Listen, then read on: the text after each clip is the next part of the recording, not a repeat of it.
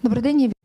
Good afternoon. I want to thank everybody who joins us. My name is Olga Atamanova, and it's my pleasure to see all of you here in Ukraine Media Center Ukraine Forum. It's been 10 years of the war, and today's day 684 of the full-scale invasion of our homeland by Russian aggressor. And now we will be talking about the condition of our power grid. We will be talking to Oleksandr Kharchenko, director at the Energy Industry Research Center. Good afternoon, Mr. Oleksandr. Good afternoon. Well, I think it's no secret to anybody that it's a hard period for our power grid. The enemy continues their incessant strikes. The temperature falls below zero. It's 14 below zero outside. So how did it influence the consumption of power by Ukrainians? Well, in brief, situation is difficult, but under control. On one hand, we can say it's safe to say that that homework that we were doing during the war months, it already gives its results, and the shellings that were targeting a lot of facilities of a power grid don't bring the results that the enemy expects. Both air defense and the physical protection and the physical developments made by Ukrenergo and power technicians, along with the generation companies and energy transportation companies representatives, they provide for the absence of shutdown schedules. There are no emergency shutdowns for the time being. Sometimes part of consumers are disconnected from the power grid in Odessa and Dnipropetrovsk and some of the western regions due to the bad weather. The problem is the breakdown of the wires because of a lot of snow, because of icing. So the wires, the cables, they physically break, and time is needed to reestablish the connection. So those are the main reasons for shutdowns for some of the consumers. I think that shortly, within 12 to 14 hours, the situation will be back to normal. Everything will be back to operation. On the other hand, the fall of temperature complicates the situation from the point of view of generation. And since this morning the consumption was lower than the usual, we explain it to ourselves first of all with the air raid alert that had a lot of people stay at home, didn't go to work. Some of the establishments and institutions didn't start working in Lviv, for example, so the consumption was lower in the morning. So it's important to keep it at this lower level, below average at this temperature, because otherwise it will create deficit that we have nothing to cover with. And the most important urge is to save the electric power. We have about 14.5 million private consumers who are connected to the power grid, and if every consumer decreases their consumption for 1 kilowatt, so they don't switch on the iron or boiler or an electric kettle for just one single time, it will provide for necessary result, necessary for the power grid to go through this cold period without any deficit and shutdowns. And it's really very important right now, saving energy, both by consumers and businesses. However, we work very actively with the big businesses. I know that distribution companies and the Ministry of Energy and Ukrenergo, they work quite intensely with the big businesses. Talking about small businesses, it's tens of thousands of companies, so it's about their own conscience. They should think what they can switch off, without what they can make it for one day until the evening, I mean from the point of view of electric power consumption. So this is the situation for today in brief. So do we understand it correctly that there is no deficit for the time being? Yes, there is no physical deficit for the time being right now, but if the consumption grows just as it was being resumed after the calm hours, it will appear in the evening. So this is why this urge to decrease consumption is real pressing now. Well, you've mentioned that we may have some problems with generation. So do we use import in this situation? And what's the situation with the import generally? Well, the import is going on in small amounts. Honestly, I would like it to come in bigger amounts. My tone is swelling of talking that the national regulator should finally deal with this problem. Unfortunately, there is some fright of some conscious actions or fright of activities, some type of activity by our regulator due to the limitation of price on the energy market, which results frequently in effect when, as we need to import, the price in the European market is a little bit over this limitation, and even if the company has a contract to import electric power, they cannot do it because they have pay some additional amount over that price of in the Ukrainian market. So the problem is being discussed for some time, but the regulator has not solved it so far. So what's gonna happen in case a deficit emerges? Ukrenergo will go to our neighbors for emergency support, and the probability is that such aid will be provided, but it's way more expensive than regular import. So it's the last resort energy that comes at highest price available at that day.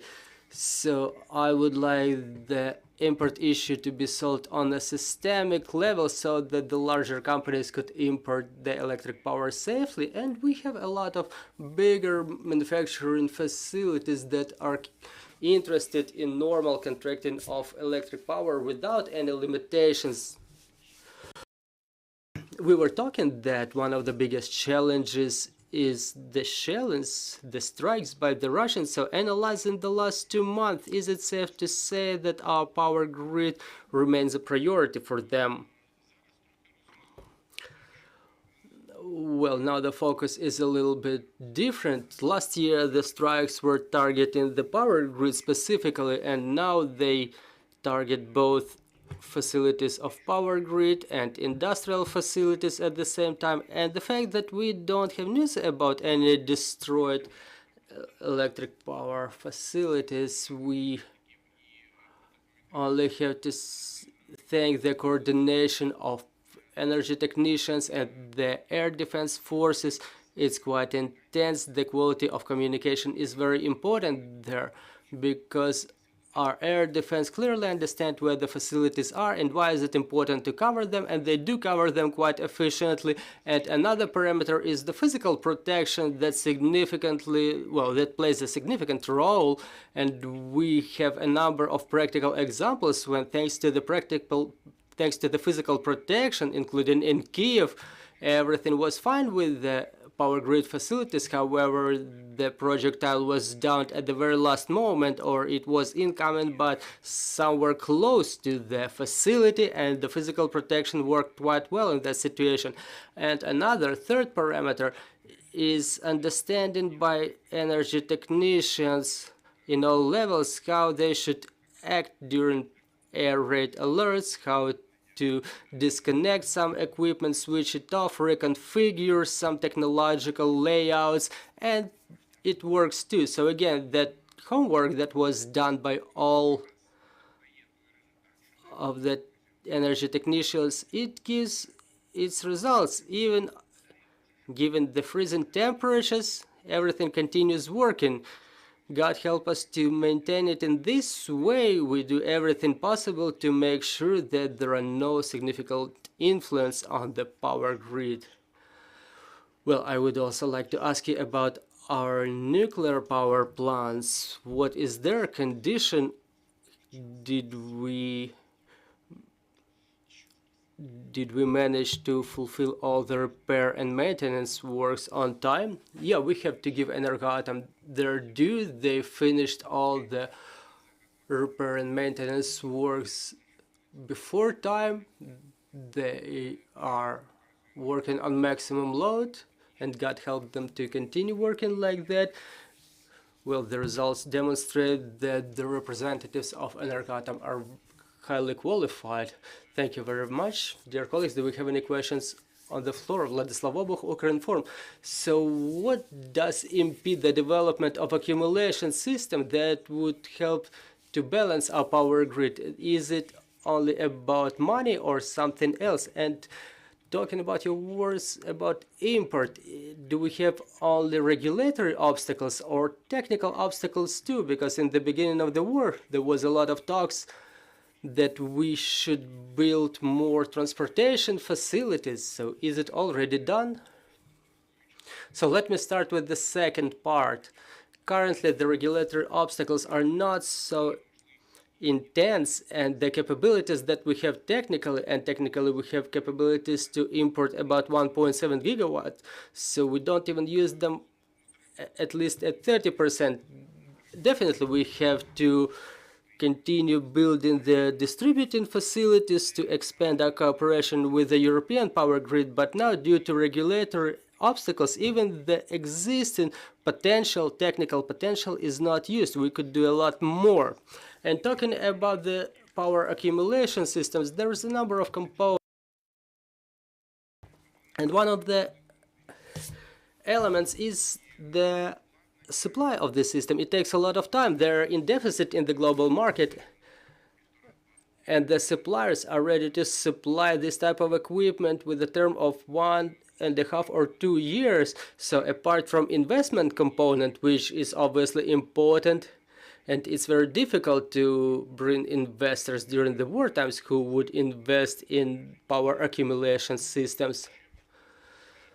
Another important element is that unfortunately this equipment is not available at short notice. It's not possible to buy it and to bring it to Ukraine within a month. It takes a year and a half or two to come to Ukraine and get installed. We have another question.